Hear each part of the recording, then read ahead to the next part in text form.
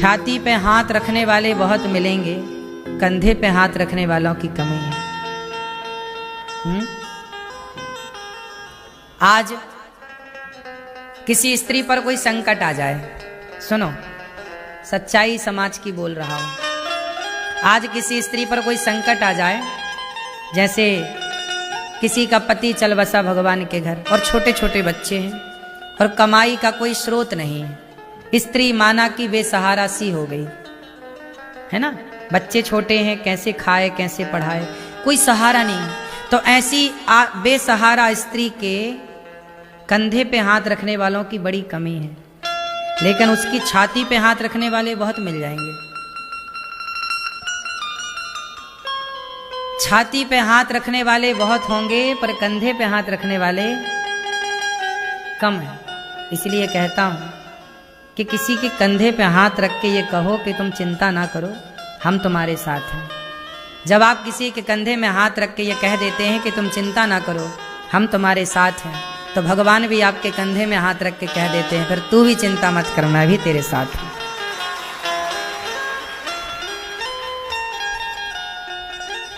क्यों मेरी मां, सही है ये बात कि नहीं? कंधे पे हाथ रखने वाले बनो दोस्तों। मेरी मां, गौरी गोपाल आश्रम में ये जो सेवाएं चल रही हैं, दास अनिरुद्ध आपका बेटा है, आपका भाई है, कंधे पे हाथ रखने वाले बनो। मेरे कंधे पे आपका हाथ होना चाहिए कि हाँ हम आपके साथ हैं। किसी जरूरतमंद दुखी है, परेशान है, उसके कंधे पे आप हाथ रखो, हम तुम्हारे साथ हैं। मेरे गांव में बड़ी गरीबी है आज भी, पता है आपको? मेरे गांव में गरीब लोग हैं, मजदूरी करते हैं, कुछ लोग मजदूरी करते हैं, और हमारे गांव में आज भी बेटी का ब्याह 25, 30, 40 हजार में हो जाता है। मतलब मजदूर आदमी बेटी के ब्याह में 20, 25 हजार, ज्यादा से ज्यादा 40 हजार की बेटी, 40 हजार में बेटियां विदा हो जाती हैं। जब मुझे पता लगा, ये बात कम से कम 10 साल हो गए, आज से 10 साल पहले, 8 साल तो हो ही गए होंगे, जब मैंने अपने गांव में ये देखा कि गांव के लोग बेटी के विवाह करने के लिए 10,000, 20,000 उधार मांगते हैं। गांव के जो मुखिया हैं, बड़े लोग, उनसे पैसे मांगे जाते हैं कि भैया उधार दे दो, हम चुका देंगे। जब मैंने पहली बार जब ये देखा अपनी आंखों से कि मेरे गांव के लोग बेटी के विवाह में बेचारे 10-20 हजार रुपए उधार मांगते हैं और सालों तक उसका ब्याज चुकाते हैं, 20 हजार का, तो जब से मैंने ये बात देखी तो मैंने पूरे गांव के गरीबों को घर घर जाके कहा कि आज से आपको बेटी के विवाह में पैसे मांगने की जरूरत नहीं है। जब तक ये आपका बेटा, आपका भाई जिंदा है, आपकी बेटी के विवाह में जो भी आपकी बारातियों का खर्चा होगा और इत्यादि, बेटी को दान दक्षिणा का खर्चा होगा, ये दास अनिरुद्ध उठाएगा। आज तक हमारे गांव में किसी बेटी का विवाह होता है तो मुझे महीने भर पहले सूचना मिल जाती है, मैं उस बेटी के विवाह की पूरी, कभी भी तारीख तुम अपने हिसाब से निकालो। ये मेरे गांव के लिए केवल, मैंने गांव में, क्योंकि मैं उस गांव का ऋणी हूं ना, उस माटी पर खेला, उस गांव की माटी को खाया, उस गांव की माटी में पके हुए गेहूं चावल को खाया, उस गांव में मैंने भीख मांगी, तो मैं उस गांव का ऋणी हूं। वो ऋण तो चुकाना है ना। तुम बड़े बन जाओ, बड़े शहर में चले जाओ, पर अपने गांव ना छोड़ा करो। गांव के प्रति भी आपको एक भाव रखना चाहिए। तो मेरे गांव में आज भी जितनी बेटियों का विवाह होता है, साल में लगभग 8, 10, 15 बेटी, गांव छोटा है तो साल में 8, 10 बेटियों का जो भी विवाह होता है, सबकी सेवा यह दास अनिरुद्ध करता है। अच्छा लगता है कि ईश्वर ने इस लायक बनाया है। सैकड़ों बेटियों का विवाह आज तक हो चुका है, इन हाथों से सेवा जो बन पड़ी हो चुकी। ये बड़ी कृपा है कि विधाता ने मुझे इस लायक बनाया है कि मैं किसी की हेल्प कर सकूं। ये खुश नसीबी है आपकी। आपसे यदि कुछ मांगा जाए तो ये आपकी खुश नसीबी है कि ईश्वर ने हमें देने के योग्य बनाया है। वरना बहुत लोग ऐसे हैं जो अपना पेट भी नहीं भर पा रहे हैं। आप तो ऐसे हैं कि औरों के पेट को भरने की क्षमता रखते हैं, और कुछ लोग तो ऐसे हैं कि अपने लिए कपड़े नहीं खरीद पा रहे। आप तो अपने लिए भी खरीद रहे हैं, औरों को भी दे सकते हैं। तो ये ईश्वर की कृपा है। मैंने बहुत पहले एक छोटी सी कहानी सुनी थी, वो कहानी ने मुझे बहुत प्रभावित किया। मैं चलने लगा। देखो मैं पढ़ता ही नहीं हूं, मैं पढ़े पर चलता भी हूं। गीता रामायण मैंने केवल पढ़ी नहीं है, मैंने बहुत कम पढ़ाई की है, पता आपको, पर जितना पढ़ा है ना उस पर मैं चला। मैंने वेद को केवल वेद की 4 बातें पढ़ी। कितनी बातें पढ़ी? वेद की 4 बातें हैं, आप भी पढ़ लो। जब से मैंने ये बातें पढ़ी तो मैं केवल पढ़ा नहीं, मैं उस पर चला। पहले चल लूं फिर दूसरी बात पढ़ूंगा। मैंने वेद की 4 बातें पढ़ी। मातृदेवो भव, ये किसका वचन है? वेद का। मातृदेवो भव, ये किसका वचन है? वेद का। पितृदेवो भव, किसका वचन है? वेद का। अतिथि देवो भव, किसका वचन है? वेद का। आचार्य देवो भव, किसका वचन है? ये 4 बातें जब मैंने पढ़ी तो मैंने कहा कि पहले इन 4 बातों को चरितार्थ करूं फिर आगे पढ़ूंगा। तो मातृदेवो भव मैंने पढ़ा तो मैंने माताओं की सेवा स्टार्ट कर दी। आज भी गौरी गोपाल में 290 माताएं रहती हैं सुखपूर्वक, उनका दवाई, उनका रहना, उनका खाना पीना। ये मातृदेवो भव लिखने से आप अपने द्वार पे लिख दो मातृदेवो, क्या होगा? मातृदेवो भव लिखना ये पढ़ने का विषय नहीं, उतारने का विषय है। जीवन में पढ़ के उतार लो। माता भगवान सदा के लिए माँ के ऋणी बनो, माँ की सेवा करो। ये दास कर रहा है, वही पढ़ा वही कर रहा है। पितृदेवो भव, पिता भगवान है, मैं अपने पिता की सेवा जो बन पड़ती करता हूँ। और अभी पिता तुल संत, जो वृद्ध पिता परेशान है उनके लिए एक संत निवास बनाने जा रहा हूँ। ये दास आप सबके सहयोग, उनकी सेवा। पितृदेवो भव। अतिथि देवो भव, आप लोग जानते हो ना, हमारे वेद कहते हैं अतिथि देवो भव। देव अतिथि कौन है? देवता है, भगवान है। बोलो हाँ कि ना? जब मैंने पढ़ा अतिथि देवो भव तो मुझे लगा कि आप सब लोग गौरी गोपाल आते हैं, आप तो हमारे अतिथि हैं, आपकी मैं किस तरह से सेवा करूं। तो आपकी मैंने सेवा सोची कि अतिथि आए तो उसे भोजन कराना चाहिए। तो अतिथि देवो भव जो मैंने पढ़ा उस वही किया। और आज गौरी गोपाल जी की रसोई, आप सबको भोजन जो मिल रहा है, ये मेरा अतिथि देवो भव है। एक वाक्य को चरितार्थ करना है ये सब कुछ। और आचार्य देवो भव, गुरु भगवान होते हैं, गुरु की सेवा करो। जो बन पड़ी ये दास ने अपने गुरु की सेवा की। मैंने इन सारी बातों को केवल पढ़ा नहीं, चरितार्थ किया। अब एक कहानी है जिसका बहुत बड़ा प्रभाव पड़ा। एक जंगल था और जंगल में पक्षी रहा करते थे, पक्षियों का घोंसला जंगल में। अचानक गर्मियां आई और जंगल में लग गई आग। जब आग लगी तो सारे पक्षी, सारे पशु जंगल छोड़ छोड़ के भाग गए। लेकिन एक छोटी सी चिड़िया थी, वो भागी नहीं। उस जंगल की आग में नदी पास में थी, नदी का पानी चोंच में भरती और जंगल की आग में डालती। कौआ गुजरा, कौआ बोला चिड़िया क्या कर रही है? चिड़िया बोली कौआ भैया, इस जंगल ने हमें जगह दी रहने की, इस जंगल में ही हम लोगों ने अपना गुजारा किया, दाना खाए यहीं रहे। अब ये जंगल जल रहा है तो मैं पानी डाल रही हूँ। कौआ हंसा, अरे चिड़िया क्या तू इस जंगल की आग को बुझा पाएगी? तेरी चोंच में इतना पानी है कि जंगल की आग बुझे? चिड़िया बोली कौआ भैया मैं जंगल की आग तो नहीं बुझा पाऊंगी, लेकिन जब इतिहास उठाकर देखा जाएगा तो मेरा नाम आग लगाने वालों में नहीं, आग बुझाने वालों में लिखा जाएगा। जब ये इतिहास लिखा जाएगा इस जंगल का तो मेरा नाम आग लगाने वालों में नहीं, आग बुझाने वालों में लिखा जाएगा। वही ये कहानी ने मुझे इतना प्रभावित किया कि आज संसार में नफरत द्वेष की आग लगी हुई है। बेटा अपने माँ बाप का सम्मान करने को तैयार नहीं है, नफरत की आग है। तब इस आग में मैं आग को जलते हुए सबको छोड़कर कहाँ जाऊं? तब ये दास अनिरुद्ध ने सोचा कि मैं उन सबकी सेवा करूं जिनके अपनों ने घर से निकाला। क्योंकि जब गौरी गोपाल का, जब इस धरती में सेवा का इतिहास लिखा जाएगा तो मेरा नाम माँओं को घर से निकालने वालों में नहीं, माँओं की सेवा करने वालों में लिखा जाएगा, है ना? आप भी अपना नाम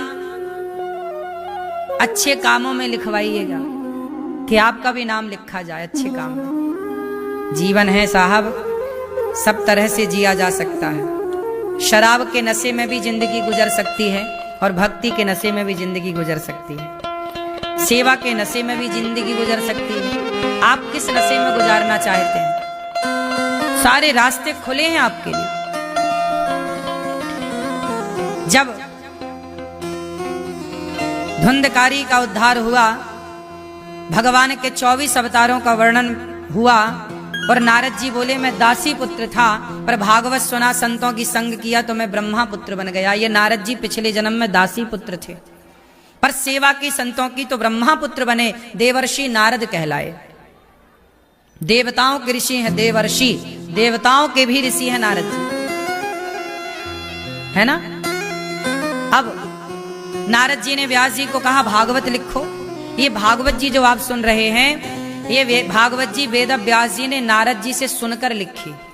पहले 4 श्लोक थे, 4 श्लोक समझ नहीं पाएंगे सब लोग, तो विस्तार किया 18,000 श्लोकों का।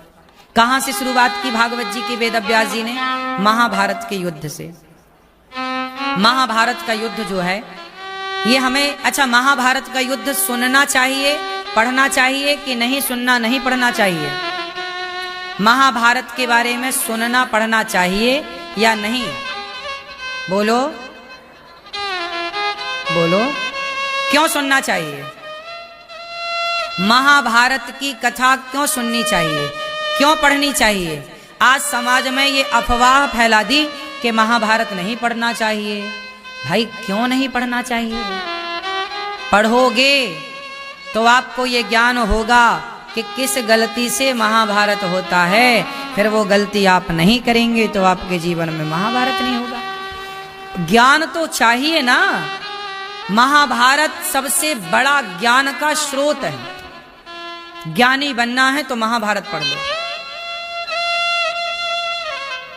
हमारा महाभारत जो है हमारा समूचा इतिहास है।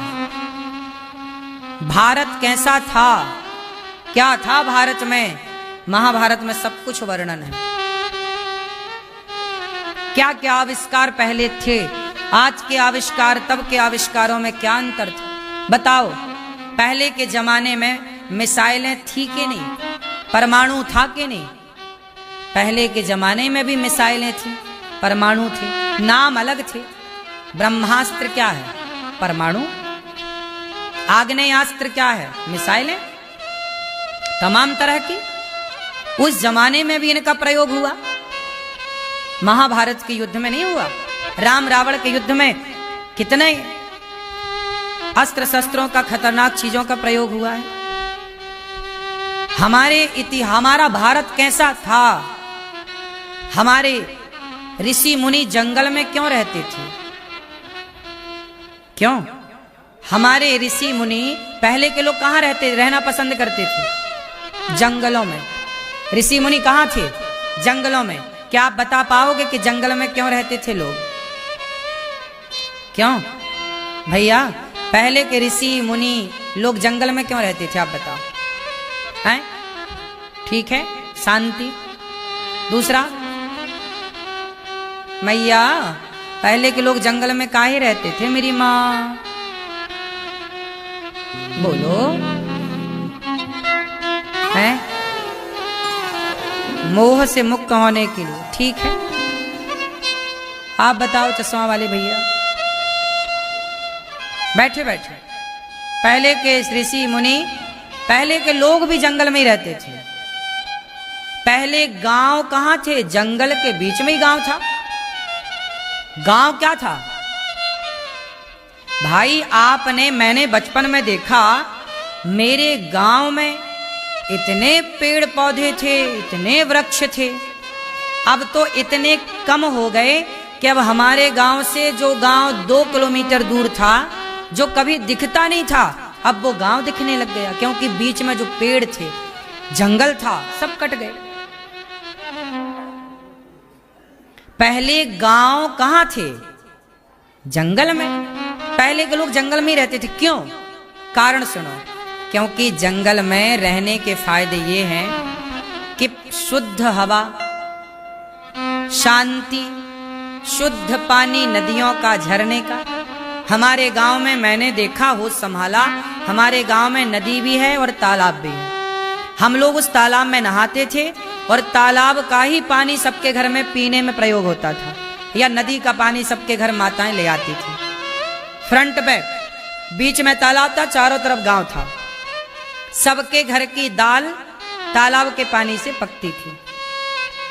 ये समय हमने देखा। अब वो तालाब इतना गंदा हो गया कि आप खड़े नहीं रह सकते, वहां गंध मारता। वही तालाब जिसमें हम लोग बचपन में नहाए, उसका पानी पिए, अब सारा गांव का सीवर गंदगी मलमूत्र की तालाब में डाल दी। ये मूर्खता है। अब बताओ, इसका और ऑप्शन निकालो, सोखा बनाओ, अपने घर में सब लोग व्यवस्था करें, पानी शुद्ध करके छोड़ा जाए। लोगों ने सुविधाओं के चक्कर में प्रकृति को खत्म ही कर दिया। पहले के लोग जंगल में रहते थे, जंगल में रहना, अच्छा हेल्दी खाना, अच्छा वातावरण, सुकून था, शांति थी। आज आप शहरों में रह रहे हैं पर सुकून नहीं है, पैसों में रह रहे हैं, परेशान हैं। पहले के लोग आनंद से रहते थे। जिंदगी क्या है, जीने का मजा, सच बताएं आज भी जिंदगी जीने का मजा गांव में ही है। आपके जीवन में यदि संतोष है और आप खुश हैं तो गांव का माहौल आज भी बहुत अच्छा है। हर जगह लोग निंदा चुगली कर रहे हैं, ये सब माहौल अच्छा नहीं है। आनंद से जियो। पहले के लोग गांव में, महाभारत का युद्ध हुआ तो महाभारत में युद्ध क्यों हुआ? महाभारत का किन के बीच में हुआ? भाई भाई में युद्ध हो गया। क्यों? महाभारत किस किस के बीच में हुआ? किसके बीच में? भाई। पांडव और कौरव सगे भाई हैं। सगे मतलब चाचा ताऊ के।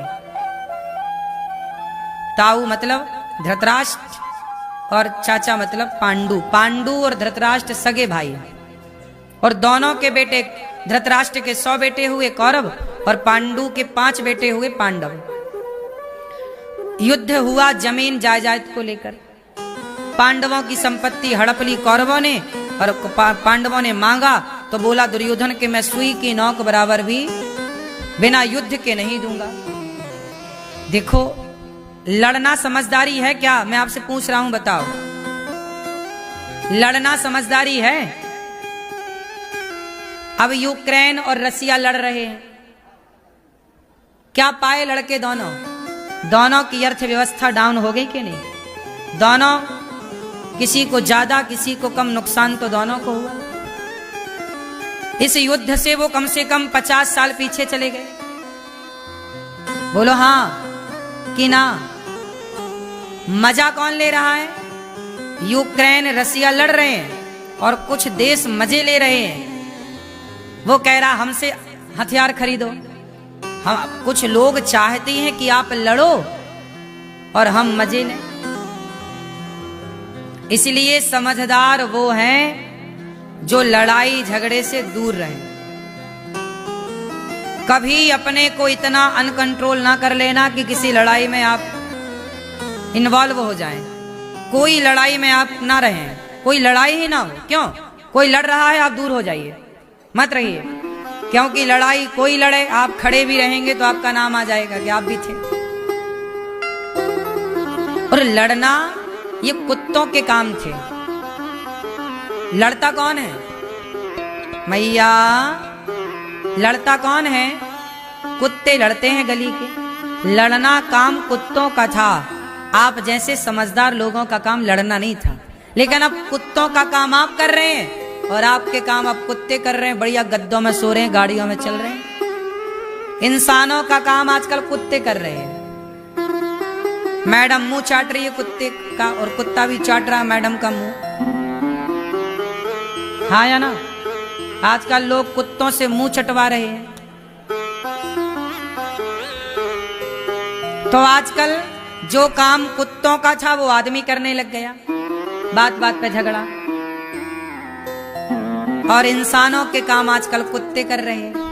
आजकल पति की वैल्यू नहीं है, कुत्ते की ज्यादा है।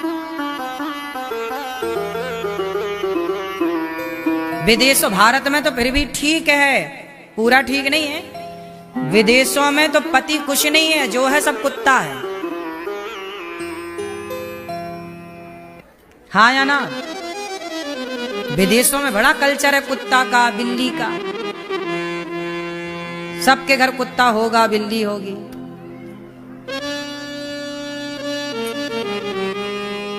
इसलिए मेरी मां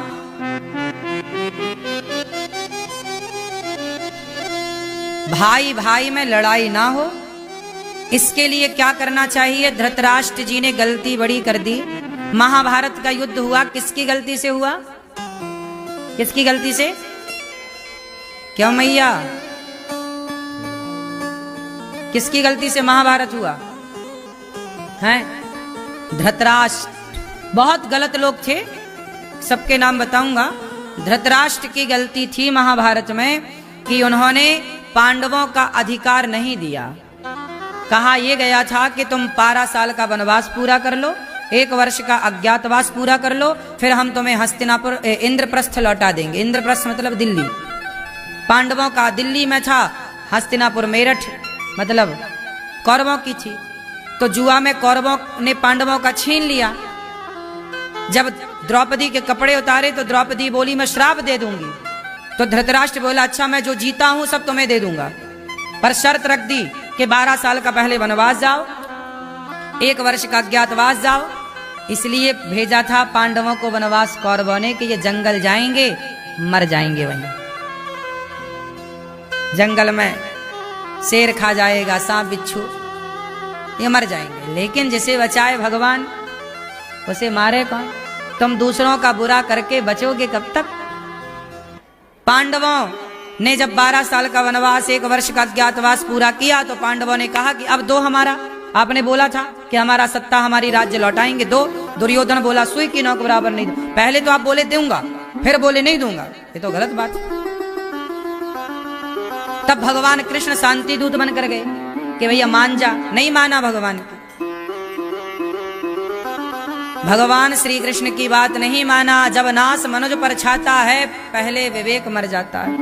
भगवान कृष्ण बोले कि वर्षों तक वन में घूम घूम बाधा विघ्नों को चूम चूम सह घाम पानी पत्थर पांडव आए कुछ और निखर। सौभाग्य न सब दिन सोता है, देखें आगे क्या होता है। मैत्री की राह बताने को, सबको सुमार्ग पर लाने को, दुर्योधन को समझाने को भगवान हस्तिनापुर आए और शांति का संदेशा लाए। पर दुर्योधन से भगवान ने कहा दे दो 5 ग्राम रखो अपनी धरती तमाम। पर दुर्योधन वह भी दे ना सका, आशीष समाज का ले ना सका। जब नाश मनुज पर छाता है पहले विवेक मर जाता है। जब विनाश का समय आता है ना बुद्धि भ्रष्ट हो जाती है। जब नाश मनुज पर छाता है पहले विवेक। दुर्योधन कृष्ण को ठुकरा दिया, मैं नहीं दूंगा। क्या हुआ? ना दो, महाभारत हुआ। महाभारत हुआ। जब हुआ तो महाभारत के युद्ध में 100 की 100 कौरव मारे गए। मैया ये घमंड, ये अभिमान,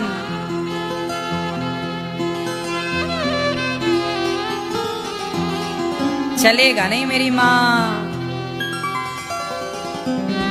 घमंड ना करो।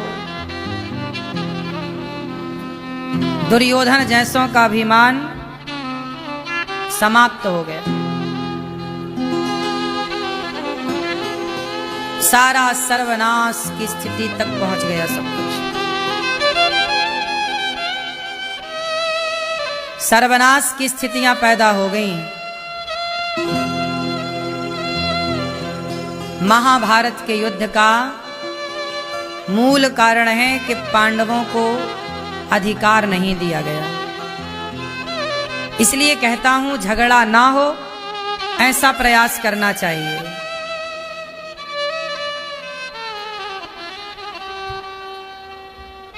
दुर्योधन को मारा भीम भैया ने, जंघा तोड़ दी। तब जाकर के गुरु द्रोणाचार्य के पुत्र अश्वत्थामा आए, मित्र मैं क्या मदद करूं? बोले पांडवों को मार दो। पांडवों को मारने जब चले तो पांडवों को मारने जब अश्वत्थामा चला तो द्रौपदी के 5 बच्चों को पांडव समझकर 5 का सिर काट दिया। द्रौपदी के 5 बच्चे मार दिए। द्रौपदी रोई, अश्वत्थामा को पकड़ा गया। अश्वत्थामा जब आए तो द्रौपदी से कहा कि 2 दंड, क्या दंड देना है अश्वत्थामा को? द्रौपदी ने कहा छोड़ दो। क्या मार देने से मेरे पुत्र जीवित हो जाएंगे? तब द्रौपदी ने कहा छोड़ दो इसे। द्रौपदी एक माँ है और माँ करुणा की प्रतिमूर्ति होती है। भला कैसे कह दे के मार दो? कोई माँ थोड़ी चाहेगी कि किसी का बेटा मर जाए। माँ केवल उसे नहीं कहते जो अपने बेटे की रक्षा करे, माँ उसे कहते हैं जो सबके बेटे में अपना बेटा देखे,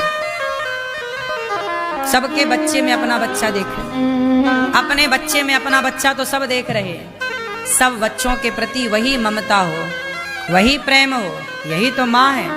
ऐसा नहीं कि बस मेरा बेटा है, तुम्हारा बेटा कहीं मरे, हमें क्या करना, नहीं। सबके प्रति ममता, उसे माँ कहते हैं। माँ किसे कहते हैं? जिसके भीतर सबके प्रति ममता हो, करुणा हो, प्रेम हो। ओ माँ, ओ माँ, ओ माँ, प्यारी माँ, तू कितनी अच्छी है, तू कितनी भोली है, प्यारी प्यारी है। ओ माँ, ओ माँ, ओ माँ, प्यारी माँ। ये जो दुनिया है ये बन है कांटों का, तो फुलवारी है। ओ माँ, ओ माँ, ओ माँ, प्यारी माँ, तू कितनी अच्छी है, तू कितनी भोली है, प्यारी प्यारी है।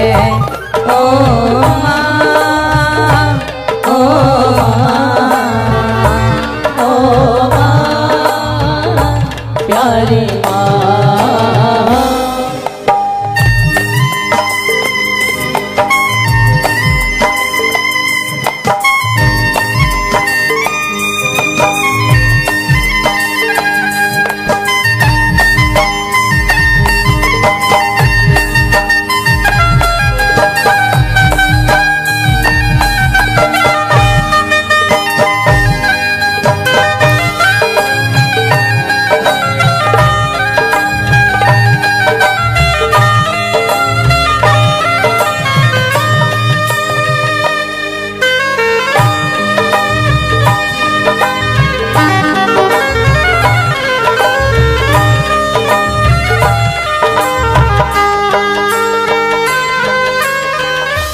दुखन लागी है माँ तेरी अखियाँ, दुखन लागी है माँ तेरी अखियाँ। माँ की आंखें दर्द करने लगती हैं बच्चों के लिए रोते रोते। दुखन लागी है माँ तेरी अखियाँ, दुखन लागी है माँ तेरी अखियाँ।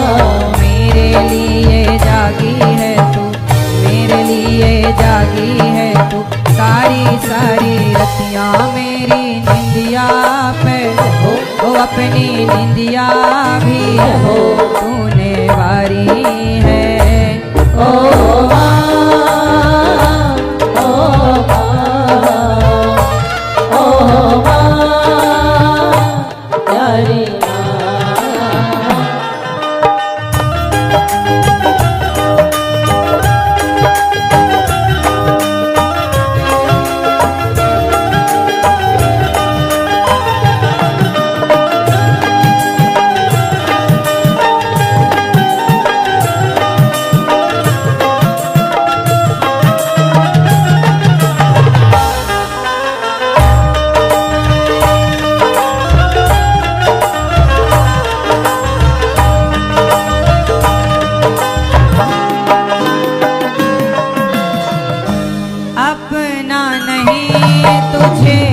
दुख दुख कोई, अपना नहीं सुख दुख होई।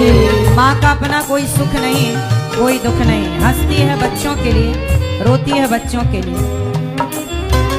अपना नहीं तुझे सुख दुख कोई, अपना नहीं तुझे सुख दुख कोई।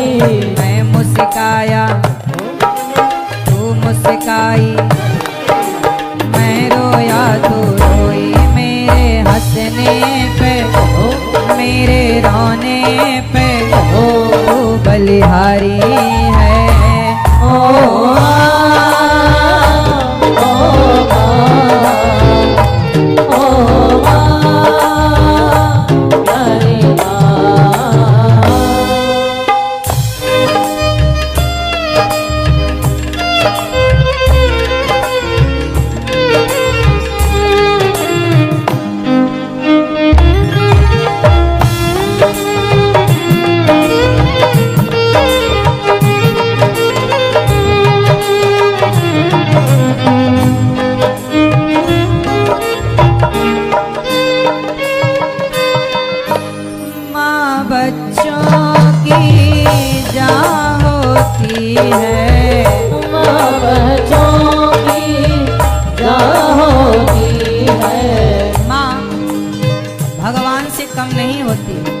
इसलिए समय मिला करे तो माँ की आरती उतारा करो। तो लेके पूजा की थाली जोत मन की जगाली, तेरी आरती उतारो भोली माँ। तू जो दे दे सहारा सुख जीवन का सारा, तेरी चरणों पे वारो भोली माँ।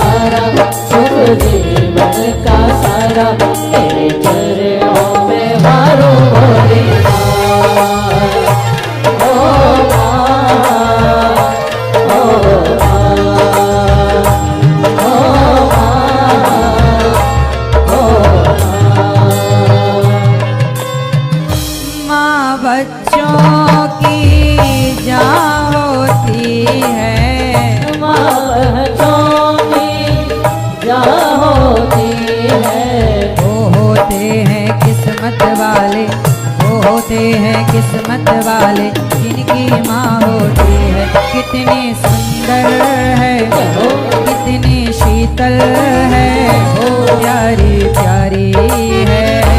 ओ माँ, ओ माँ, ओ माँ, प्यारी माँ। ओ माई मेरी, ओ माई मेरी क्या फिक्र तुझे, क्यों आँख से दरिया बहता है। तू कहती थी तेरा चांद हूँ मैं और चांद हमेशा रहता है।